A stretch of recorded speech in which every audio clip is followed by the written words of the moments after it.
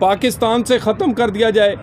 69 कड़ियाँ, 69 watches, branded watches इनकी तिजोरी से निकली हैं। इतनी तोशा खाने में भी पाकिस्तान के नहीं रही।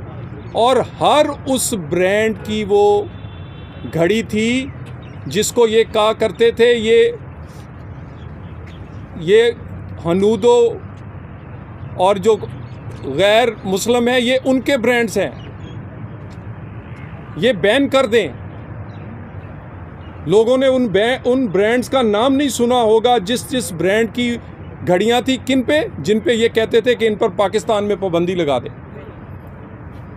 अकाउंट्स कुछ आइडेंटिफाई हुए हैं, 100 अकाउंट्स ऐसे आइडेंटिफाई हुए हैं जो इनकी क़यादत के ज़्यादातर ज़ेरे इस्तेमाल थे और उसमें प्रॉफिट जो कि सूद पे मिलता है पाकिस्तान की बैंकों से, उसमें करोड़ों रुपए का प्रॉफिट वो साल में लेते थे।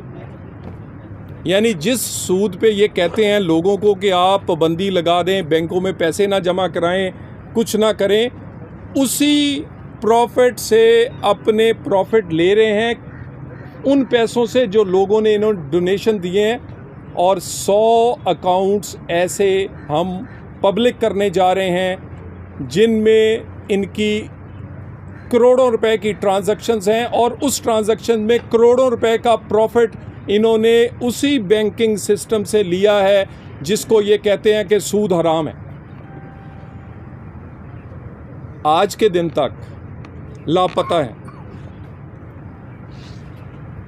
इन्होंने कफन बांधा था, लोगों के बच्चे शहीद हों या शहजाद इंस्पेक्टर हो, उसको दर्जनों गोलियां मार के तो शहीद करके चले गए, लेकिन ना कफन मिल रहा है ना कफन बांधने वाला मिल रहा है। पाकिस्तान ऐसी मनफी सियासत और पाकिस्तान ऐसी मनफी सरगर्मियों का मुतहम्मिल नहीं हो सकता। ना केपी के वज़ीर आला जैसी कम अकल क़यादत को का मुतहम्मिल हो सकता है और ना टीएलपी जैसी जमात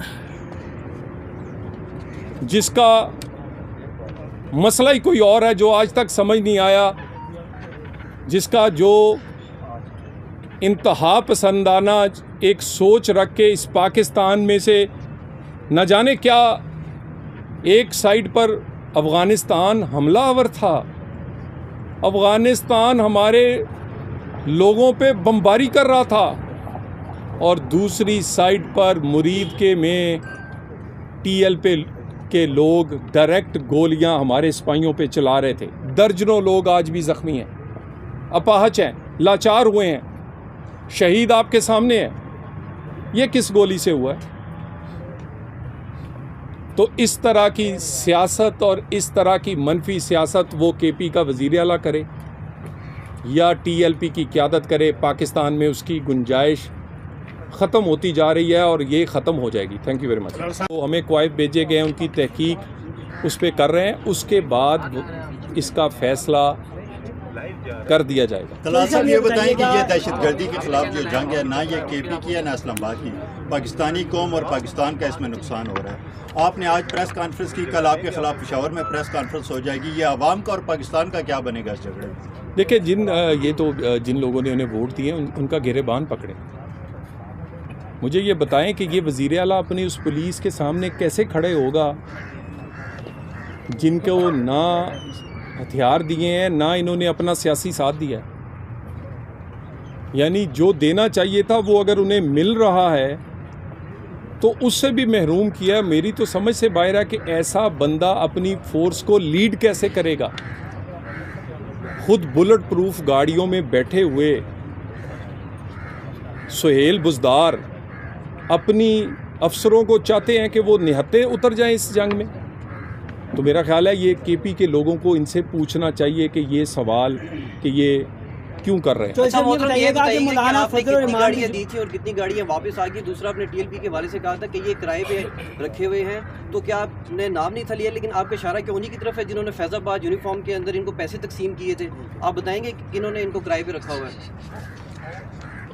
गुजारिश है कि पाकिस्तान में इस वक्त हुकूमत और रियासती अदारे जो है वो हुकूमती फ़ैसले के पीछे खड़े हैं, और ये रियासती फ़ैसला है कि पाकिस्तान में किसी किस्म की इंतहा पसंदाना सोच जो है और इंतहा पसंदाना सियासत जिसकी आइन में भी कोई गुंजाइश नहीं है, उसको ना पाकिस्तान मुतम्मिल हो सकता है और ना करने देंगे। माजी में क्या हुआ क्या नहीं हुआ वो एक तारीख का हिस्सा है, लेकिन इस वक्त हुकूमत के पीछे तमाम रियासती अदारे दीवार की तरह खड़े। तो ऐसा भी बताइएगा कि मौलाना फजल रहमान पाकिस्तान इस्लामाबाद आने का कह रहे हैं अपने वर्कर को, उस हवाले से क्या उसकी रिपोर्ट मंजर-ए-आम पे लाई जाएगी? आप भी बताएं, आप क्या कह रहे हैं? मौलाना फजल रहमान ने अपने वर्कर्स को इस्लामाबाद आने का कहा है, तो उस हवाले से भी कोई इंतजाम कर रहे हैं? देखिए, मौलाना साहब से हम गाहे बगाहे कोशिश करते हैं कि उन्हें हर चीज़ पे ऑन बोर्ड करें। अभी भी हम इंशाल्लाह कोशिश करेंगे। मौलाना साहब को हम नाराज़ नहीं होने देंगे। वो पाकिस्तान की एक ऐसा सियासी और मजहबी फ़िगर हैं कि उनकी तजावीज़ जब भी आती हैं, वो 26वीं तरमीम हो या बाकी सियासी मामलात हों, उस पर हुकूमत में हम हों या अपोजिशन में हों, हम हमेशा उन्हें कदर की निकाह से देखते हैं। अब भी हम अगर कोई बात होगी तो करेंगे। चौधरी साहब, पीटीआई कहती रही कि फैज़ाबाद धरने के हवाले से उसकी रिपोर्ट आएगी मंजर-ए-आम पे? फैज़ाबाद धरने के हवाले से कमीशन बनाया गया था, उसकी रिपोर्ट जो है मैं उस पर चेक कर लूँ। दलाल चौधरी साहब, पीटीआई कहती रही कि अफगानिस्तान के साथ मुज़ाकरात किए जाएं, लेकिन हुकूमत नहीं मानी और हुकूमत ने कहा कि हमने काबुल में नूर वली महसूद को टारगेट किया है, और उसके बाद अब मुज़ाकरात जो हैं वो किए जा रहे हैं। क्या हुकूमत ने वो नताइज हासिल कर लिए जो वो चाहती थी? अल्हम्दुलिल्लाह,